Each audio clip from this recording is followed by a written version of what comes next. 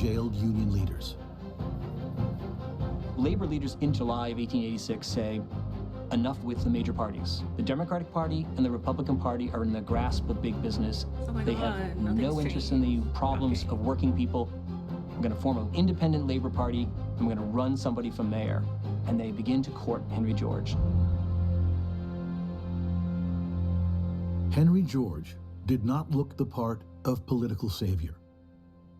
An unassuming 47-year-old author who dressed like a small-town merchant, George was not seeking a life in politics just then, but he was intrigued by the offer. He's the perfect candidate. He's a worker, so he's got these working class credentials, but he's also an intellectual. He's also a public figure. Henry George's renown was almost entirely self-generated, born out of his own difficulties with the rapidly changing American economy.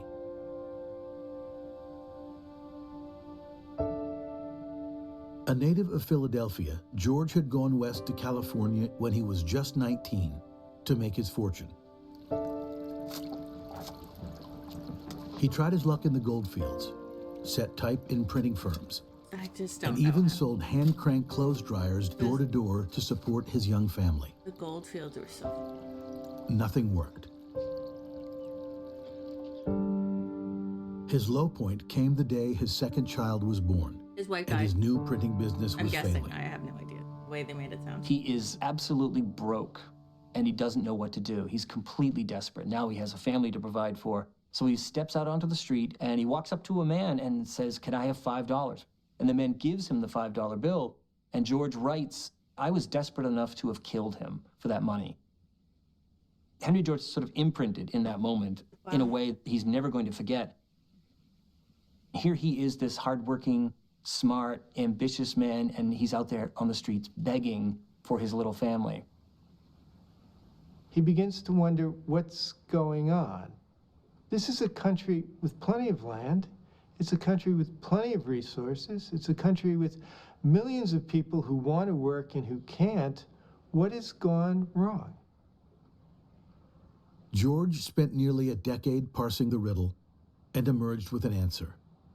A 500-page tome describing the new American political economy.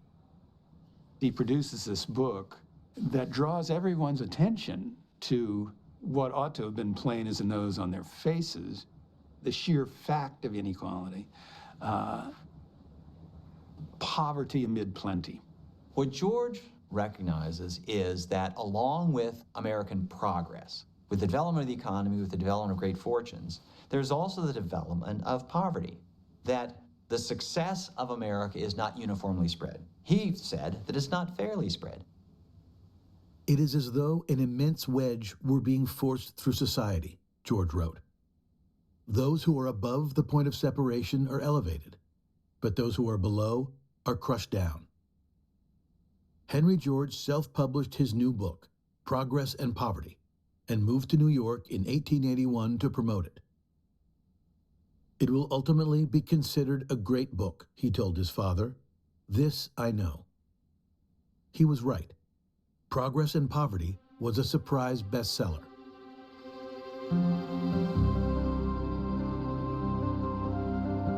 Yeah, because it probably related to everyone. They're probably like, I finally feel seen.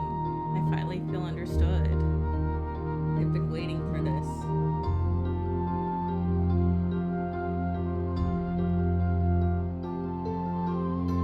One of the things that captures people's imagination is the way he talks about poverty.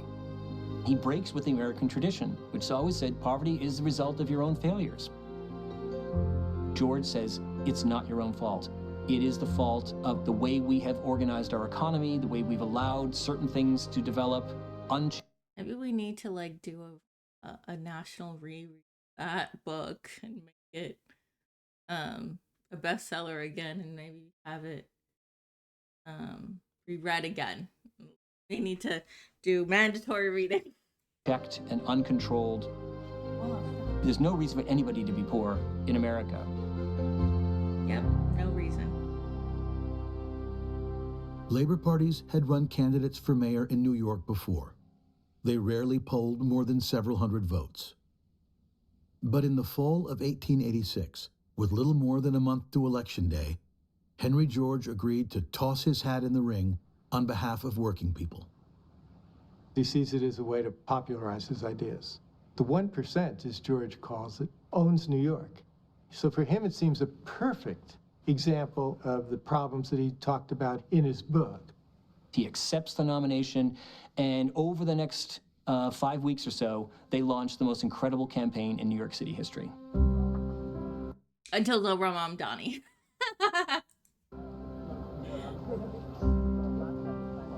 He will give 5, 6, 7 speeches a night all around the city. This is called the tailboard campaign, because he would get in these wagons, they'd pull the wagon up in front of a railroad station, in front of a factory, flip down the tailboard, and Henry George would stand up and deliver a speech urging people to not vote for the major parties, but to vote for the United Labor Party. Look over our vast city, and what do we see? George would say. On one side, a very few men richer by far than it is good for men to be. And on the other side, a great mass of men and women struggling and worrying and wearying to get a most pitiful living. Is this by the will of our divine Creator? No, it is by the fault of men. We are going to the polls. Thank you so much for the subscription. Thanks, Jets. Thank you so much. Thank you so much. George championed opportunity for all and a city government that would prevent the strong from oppressing the weak and the unscrupulous from robbing the honest. He offered big new ideas, like increased taxes on property owners, public ownership of mass transit, and better working conditions. Doesn't this sound familiar? Better mass transit, better working class conditions. Like, what we've been fighting for is not something new. It's something that's been going on for centuries. Nothing's changed. It's for a reason. That's why it's such a big deal. Why we need change. We are considered the wealthiest country in the fucking world. And yet, we don't have universal health care like other developed countries. Ow, Olaf, stop. My cat, he's getting a little excited. He understands. We don't have good infrastructure. Let's be real. Our schools are eroding left and right. Stop it.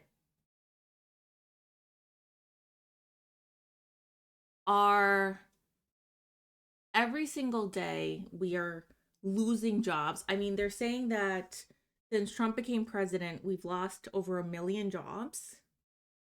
That's unacceptable. And yet, Elon Musk is the first trillionaire. We have over 800,000 people were considered homeless last year. That separation of wealth should just not exist, and yet it does. And we've allowed it to exist. This was in the 1800s. It's now 2025. Like, what are we fucking doing? Like, to make change, you want to fight the people that oppress us every single day. And that's what he's saying. He's like, listen, we just want to live. Like we're not asking for fucking much. We just want to live a good life. We just want the bare necessities. I'm sorry. The moment I say bare necessities, the song from Jungle Book, it's the bare necessities, the simple bare necessities. Anyways, but my point is that we're not asking everyone should be like the richest of rich. No. We're asking for human rights, like to have human rights, like healthcare is a human right. Having a home over your head is a human right. Clean air, clean water, human right. Like the barest of bare. So I just think that people are missing that and are forgetting that we've been fighting for this since Gilded Age. And I think we're in the Gilded Age 2.0 because we continue to allow to be oppressed. And it doesn't go away. It's not going away. It keeps getting worse. We have a fucking trillionaire. Like Elon Musk is a fucking trillionaire. Even though he has completely destroyed this country. Once the grassroots campaign gets going, he sort of played off his own momentum and the enthusiasm of the crowd and began to realize something seems to be happening here. He starts to have a sense that we could actually win this thing. Most political pros believed his message was too radical to have wide appeal. They figured he would poll 5,000 votes, maybe 10,000. Not enough to beat the favored Democrat or the Republican challenger.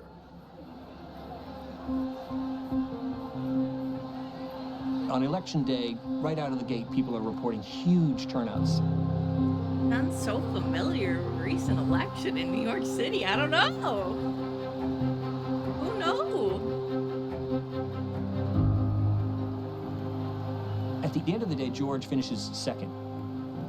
He gets 68,000 votes, which is a lot more than just a few hundred, which is what a typical Labor Party candidate could get. The appeal of Henry George indicates that a growing number of Americans believe that there is something seriously wrong with the emerging American economy. America retains this idea that it is this land of opportunity. And when people like Henry George say, we have to pit workers against employers, the poor against the rich, what he is saying is, it's not the land of opportunity. The opportunity has closed off.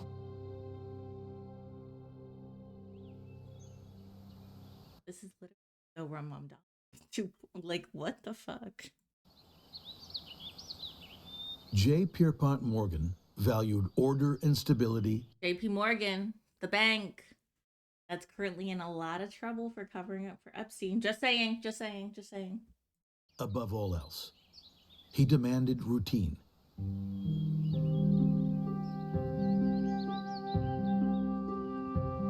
The 51-year-old banker breakfasted each morning at his home at Madison Avenue and 36th Street, enjoying his first cigar of the day while reading the financial news from Europe, which came in over his personal telegraph machine. By mid-morning, he hopped in a hired carriage for the ride to his office building at the southern tip of Manhattan.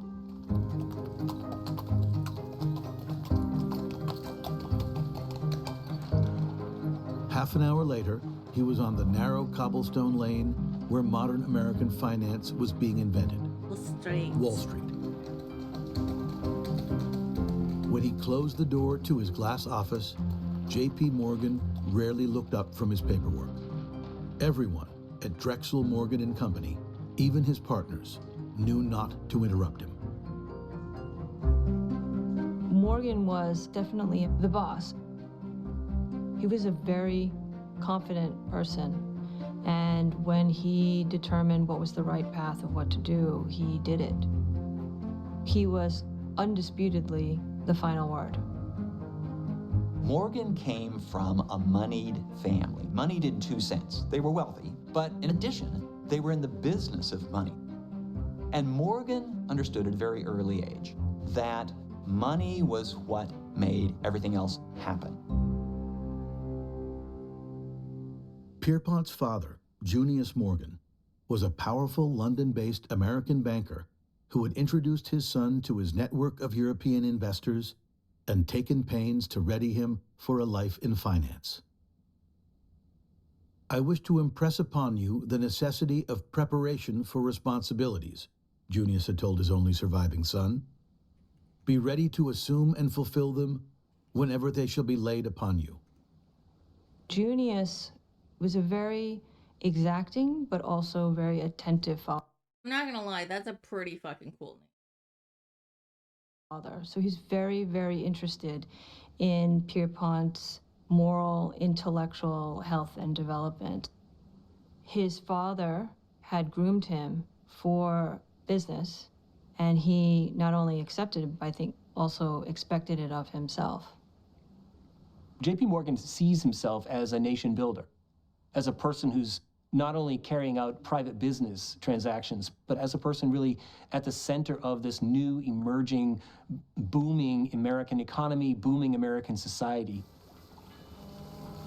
America had emerged as an urban and industrial powerhouse in the 30 years since Morgan followed his father into banking. There were only 8 U.S. cities over 100,000 people in 1860. Now, there were almost 30. The country was overtaking Britain and Germany in the production of iron, steel, oil, and coal.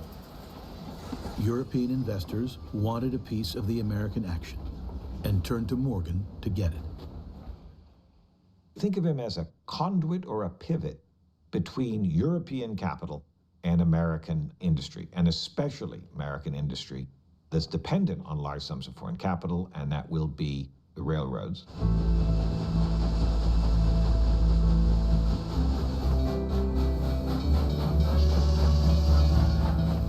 What's wild is like we had railroads. Like we were the first to really like make it like a big thing. And instead of continuing with that and actually like Olaf, I'm gonna fuck. He gets this way when he doesn't get his attention, and my cat. But imagine if we had kept up, like instead of ignoring not ignoring the railroads and not making them better, not expanding on them, not making them faster, not making change. Like imagine if we had beat Japan and China and had continued on that same pathway. Just imagine. Like that's the thing that's always never made sense to me.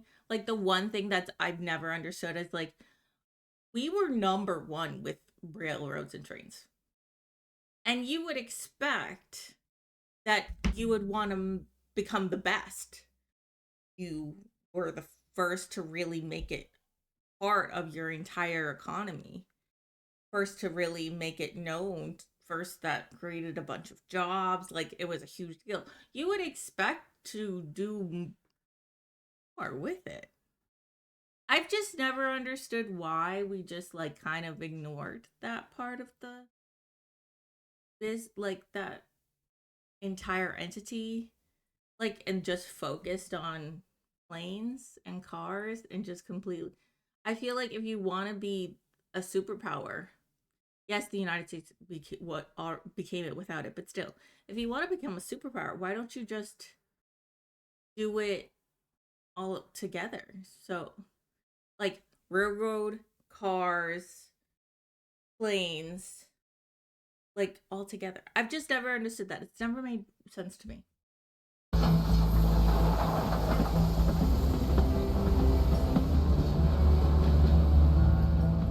The railroads pushing into the American West became the hot ticket investment in the 1870s and 1880s. By 1888, billions of dollars had flowed into the industry, much of it from Morgan's European clients. Billions of dollars. Like, I just don't would want to expand that. Was finding it increasingly difficult to vouch for the financial stability of America's signature industry. The American industrial economy in the Gilded Age was a bare-knuckles competitive arena. Someone who had a rail line from New York City to Albany, okay, had that rail line. But there was usually nothing that prevented a competing railroad from building another line, let's say on the other side of the Hudson River. There could be cutthroat competition between the two. J.P. Morgan understands that the railroad business, unless it stops these wasteful parallel roads that lead to the same place, is not going to be able to pay off its debts and make money. I don't get that. He understands that competition has to be eliminated, that the railroads, instead of competing with one another, have to begin to cooperate.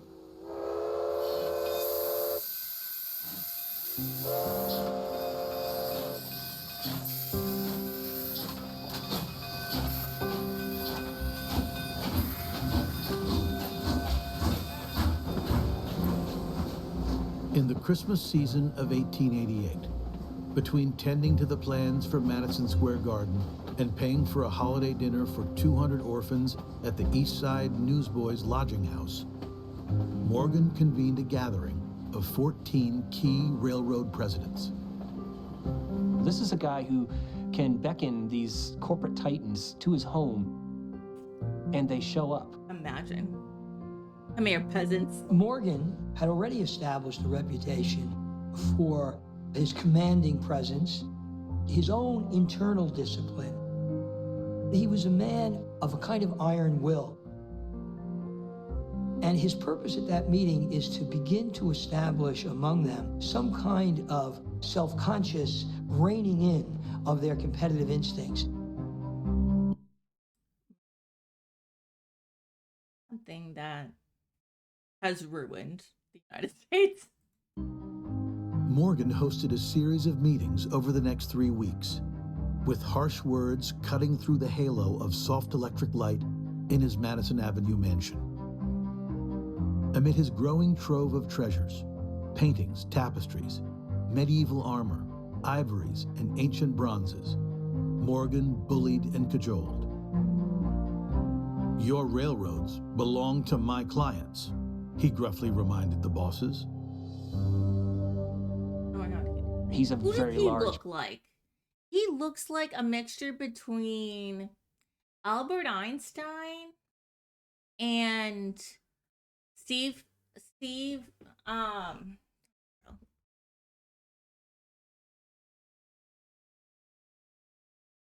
Panther. Stop, Olaf, enough.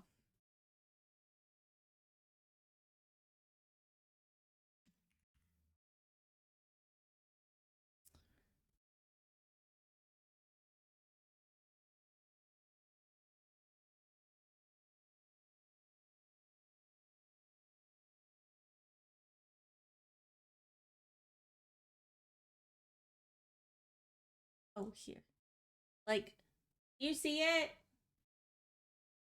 Like, kind of? Like, kind of? Yeah.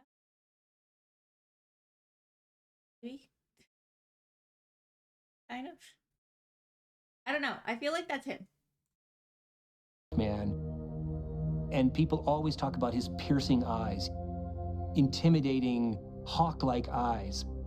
So when he sweeps into a room, people describe it as sort of the wind rushing through a room. He has a condition with his nose that has disfigured his nose.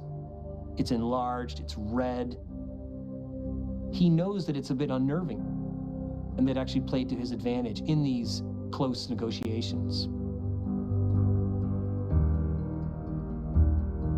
By the second week of January, Morgan had herded the railroad men into an agreement to set uniform rates, to assign to each road its due share of the competitive traffic, and to stick to the arrangement or risk financial penalty.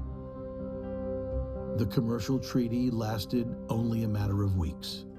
Morgan comes to a conclusion that he's never going to be able to pull this off, that these railroads are inherently antagonistic toward each other. So the only solution is consolidation, to merge these railroads so that there's less and less competition. Morgan would never say the word aloud, but his plan was to engineer something nearing a monopoly in the railroad industry and to maintain control. Morgan had almost an aesthetic sense of what an economy should look like, and it should be well organized. He thought that people like him, with his background, with his understanding, with his intelligence, were the ones who really ought to direct the American economy.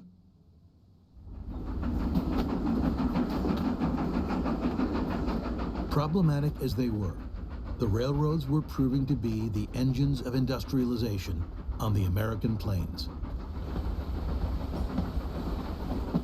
By 1890, there were more than 70,000 miles of track in operation west of the Mississippi, where the population had nearly quadrupled in just 30 years. American farmers were shipping wheat, corn, oats, and rye across the world, feeding the growing cities on the eastern seaboard and the capitals of Europe.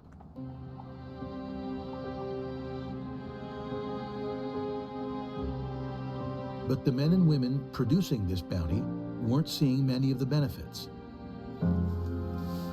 Farmers in Kansas, for instance, were working 15 or 16-hour days and losing ground. That's wild. Prices for their crops had been declining for a decade.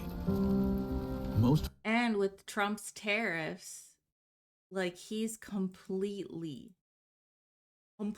just absolutely destroyed farmers that voted for him. That, like, it's been awful for farmers. Like, will the government, like, help farmers? I don't know, to be completely honest. But by the tariffs, specifically with soybeans, it's so bad. It's so bad. It's just so bad. I feel, the thing is, I'm very upset that people continue to vote against themselves. But I will never stop fighting for their rights. I will never stop fighting for them to have health care. Or I will never stop fighting for them to live a better life. I will always want someone to succeed. Even though they probably voted because they want to get my people out, I still want them to have health care. I still want them to succeed. I want them to be able to live in a society where they don't have to work 15 hours a day. Like, I still want that for them. And yet, they still are, I wouldn't say, it's hard because I don't think that it is propaganda, it is that, but I think it's more than that too, ideology. But I think it's that it's a lack of education. That's why they are trying to erode the Department of Education. That's why I'm another reason I'm doing this is so people in different areas can be educated about things that they may not be educated in their systems. I mean, in the South specifically, they're already on 4-day school week, just not because it's wanted. It's because it's needed because they can't pay for the electricity in school. They can't pay the teachers. That means kids are less in school, which means they're learning less, which means they don't understand that they are being gypped. And it's shit like that. So I am angry that they continue to vote against themselves, but I will never stop fighting for them. Farmers had taken loans to make up shortfalls, and their mortgages were likely to be held by bankers back east. And there were few laws to stop the most predatory lenders from charging 20, 30, or even 50% interest per year. The cost of transporting crops to market, meanwhile, remained an onerous burden.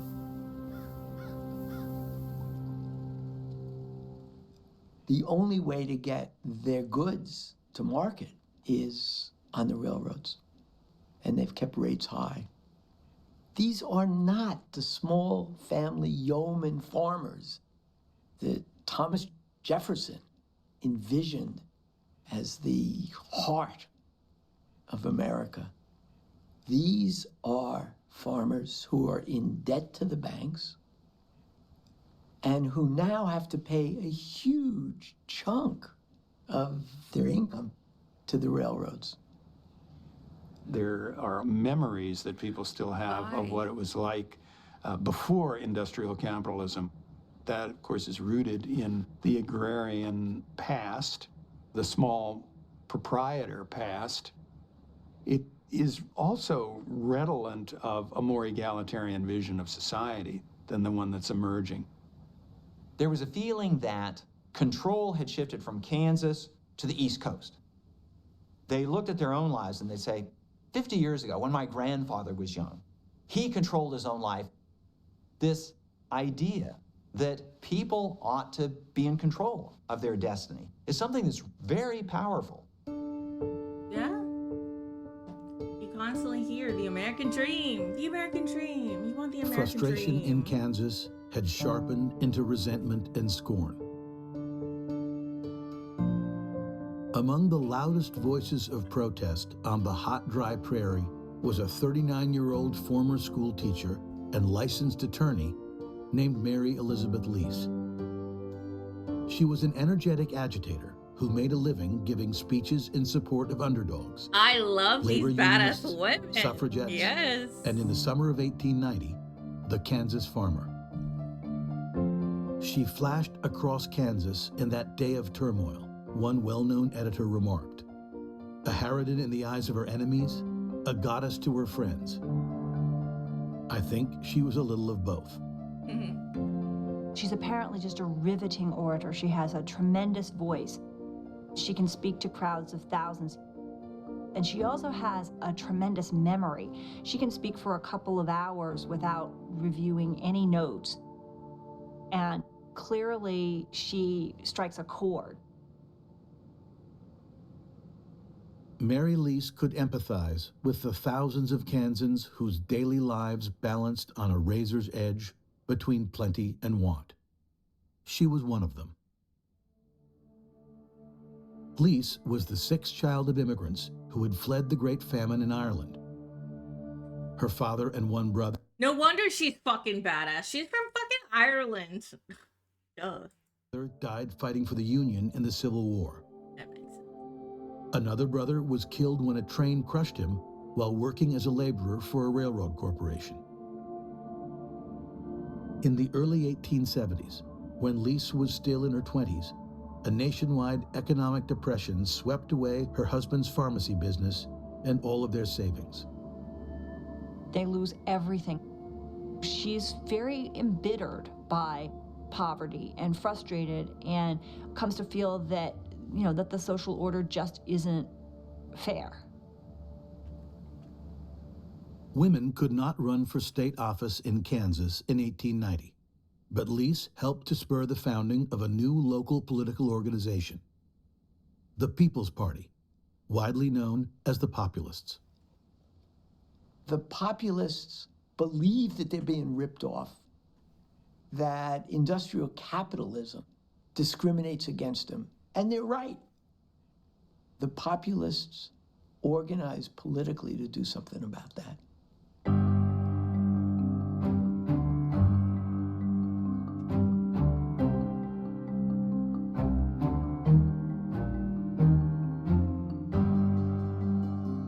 They leave both parties to form their own because they feel both parties are corrupted beyond hope.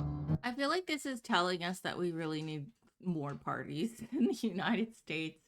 I know that the Democratic and Republican Party has made it practically impossible for us to have more than two parties, but it's clear as day. I mean, this was in the Gilded Age. We need multiple parties. I think the United States is that it can think of out of all of the developed countries, the only one that does not have multi-party systems, just only has two. So look where that's gotten us. That they're too much under the thumb of big business. They buy senators, they buy congressmen. Their lobbyists infest the Capitol.